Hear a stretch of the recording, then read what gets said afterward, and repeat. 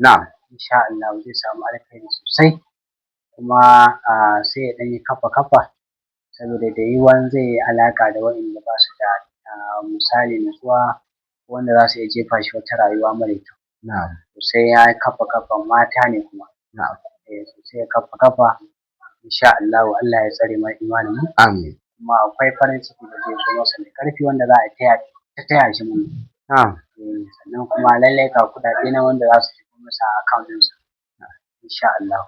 Akramakallahu, ga masu neman fa'ida suna so su ji wace fa'ida ya kamata su yi don su samu arziki da wadata. Kamar yadda muka yi bayani, wanda zai mana amfani da fa'idan mu, lallai ya ajiye mana wato sadaka ta lambobin nan na Opay. Na'am.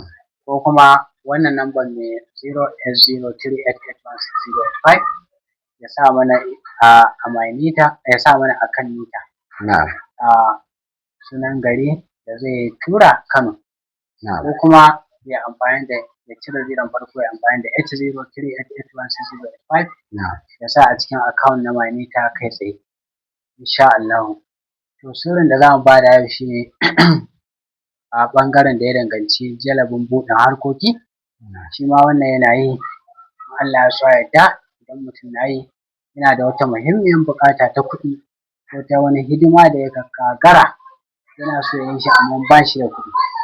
Don Allah ya so ya yarda, idan ya ɗauki wannan aikin ya yi, in Allah ya so ya yarda zai samu kuɗin da zai dinga wannan uzuri. Sirrin shi ne mutum zai ɗauki wuridin ƙul huwallahu ƙafa dubu. Na'am. Ya zauna ya yi ƙafa dubu, insha Allahu. In ya so ya yi dubun zama ɗaya, in ya so kuma ya kasa ta har zuwa sati ɗaya. Na'am. Da niyyar buƙatan da ya sa a gaba na hidima. Na'am. Ko ma wani kala ne, ko dai Allah ya baka abin da kake nema, ko kuma ka samu wani daban. Na'am. Mafi alkhairi, insha Allah. Allah ya sa mu dace. Amin. Allah shi karɓa. Amin. To akramakallahu, mai tambaya akan aure ya tambaya akan auren Abubakar da Bilkisu. Ya wannan aure yake? Auren